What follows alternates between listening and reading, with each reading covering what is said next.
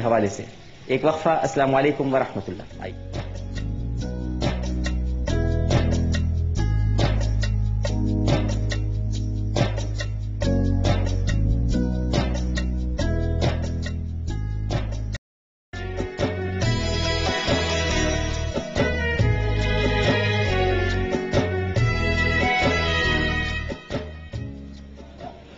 السلام علیکم ورحمۃ اللہ. ایک مرتبہ پھر آپ کو رحمان رمضان ٹرانسمیشن افطار عامر کے ساتھ، اور اس وقت ہمارا جو پروگرام ہے وہ ہے ہمارے انبیاء. سیٹ پر ہمارے ساتھ تشریف فرما ہے مرزا اختیار بیگ صاحب، اور ماشاءاللہ ہمارے مہمان بھی آئے ہوئے ہیں. اژدہے کو آج ہم نے یہاں پر لپیٹ دیا ہے کیونکہ اژدہا بھوکا بہت ہے، 2 دن ہو گئے ہیں اور یہ میری طرف بڑی غور سے دیکھ رہا ہے. حضرت موسیٰ کے عصا سے اژدہا پیدا ہوا، یعنی ظاہر ہوا، اور اللہ تعالیٰ کے حکم سے.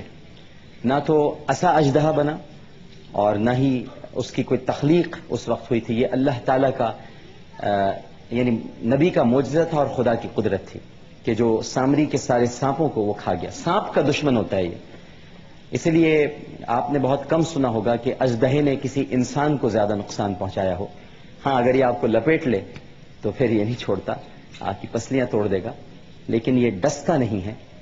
اور جو سانپ ہوتے ہیں وہ ڈس لیتے ہیں. سانپ دھوکے باز ہوتے ہیں، دھوکہ دیتے ہیں، کیونکہ شیطان سانپ کے منہ میں ہی داخل ہو کر جنت میں گیا تھا آدم علیہ السلام ان کو بہکانے کے لیے. لیکن ظاہر ہے کہ نبی بہکتے نہیں ہیں، نبی نہ بہکتے ہیں نہ بھٹکتے ہیں. یہ بھی اللہ کی مشیت ہے اور اجتہادی لغزشیں ہوتی ہیں جن کو ہمیں سمجھنا چاہیے. بہرحال حضرت موسیٰ علیہ السلام کا قصہ ناظرین کرام جاری و ساری ہے.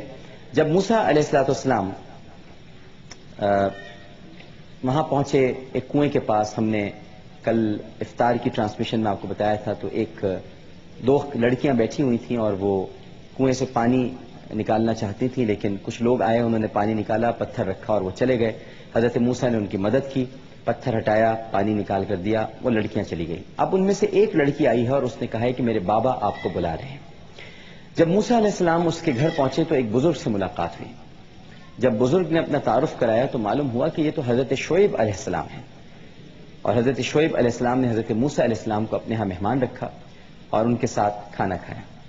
حضرت موسیٰ علیہ السلام نے فرمایا میرے بزرگوں کی روایت یہ ہے کہ ہم نیکی کا بدلہ نہیں لیتے. میں نے تو صرف آپ کی بکریوں کو پانی پلایا تھا، آپ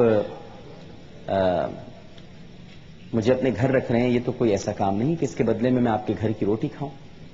اس پر حضرت شعیب علیہ السلام کی بیٹی نے کہا کہ بابا انہیں اپنے ہاں ملازم رکھ لیں، یہ بہت طاقتور، شریف اور امین انسان ہے.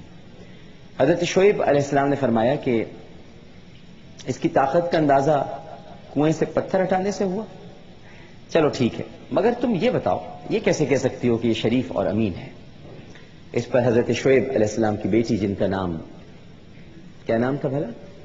بی بی صفورہ علیہ السلام، انہوں نے عرض کی میں اس بات کی گواہ ہوں کہ میں اسے اکیلے اپنے گھر لائی ہوں، اس کی حیا اور حجاب کی بھی گواہ ہوں.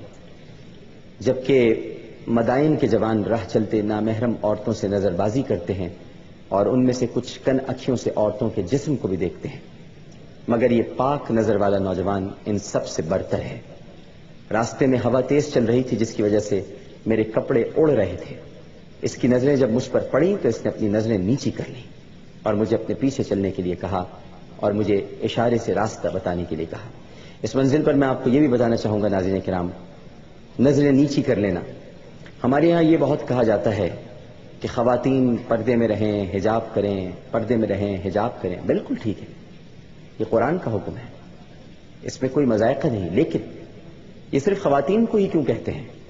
سورہ مائدہ میں تو مردوں کو بھی اپنی نگاہ نیچی رکھنے کا حکم دیا گیا ہے. اپنی نگاہوں کو بھی تو سنبھالیے. عورتوں پر تو آپ کا زور چلتا ہے لیکن اپنی نگاہوں کو بھی تو سنبھالیے. اب آپ دیکھیے کہ سیدنا موسیٰ علیہ السلام، بی بی صفورہ فرما رہی ہیں کہ ہوا چل رہی تھی، میرے کپڑے اڑ رہے تھے، لیکن انہوں نے نگاہ نیچی کر لی تھی. کیا ہم لوگ ایسا کرتے ہیں؟ کیا ہمارے ہاں جو مدائن کے جوانوں کا ذکر بی بی صفورہ کر رہی ہیں، کیا یہ جوان آپ کو تاریخ روڈ پر دکھائی نہیں دیتے؟ حیدری پر نظر نہیں آتے؟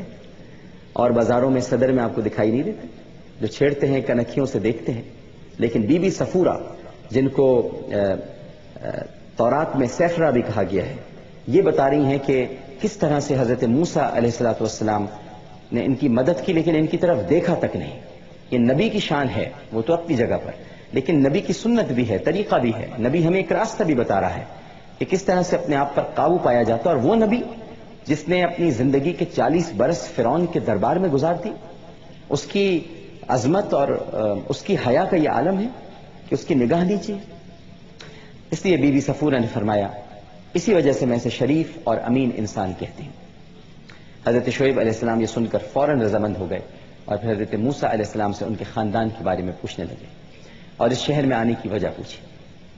حضرت شعیب علیہ السلام نے یہ سب کچھ غور سے سنا اور کہنے لگے کہ تم پر سلامتی ہو، اب تم ان ظالموں سے بہت دور ہو اور میری دھندلی آنکھوں کے نور ہو۔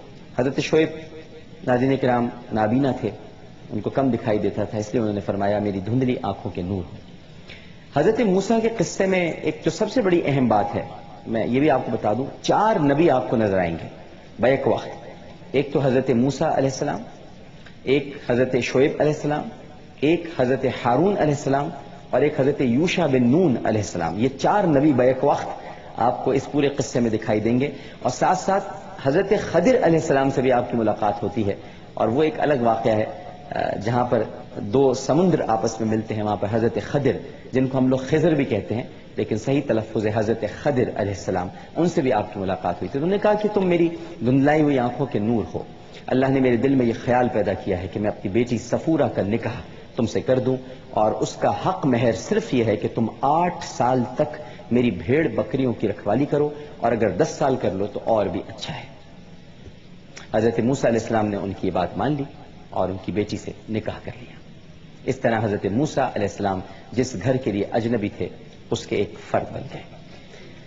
اب آگے کیا ہوا یہ ہم آپ کو بتائیں گے ناظرین کرام انشاءاللہ سحر کی ٹرانسمیشن میں، اور جب ہم آپ کو سحر کی ٹرانسمیشن میں آگے کا قصہ سنائیں گے تو پھر آپ جان لیں گے کہ اب حضرت شعیب علیہ السلام حضرت موسیٰ کے بارے میں کیا جان چکے ہیں۔ چھوٹا سا وقفے کے بعد جب ہم حاضر ہوں گے تو ہمارا پروگرام ہے چاہت رسول۔ السلام علیکم ورحمۃ اللہ۔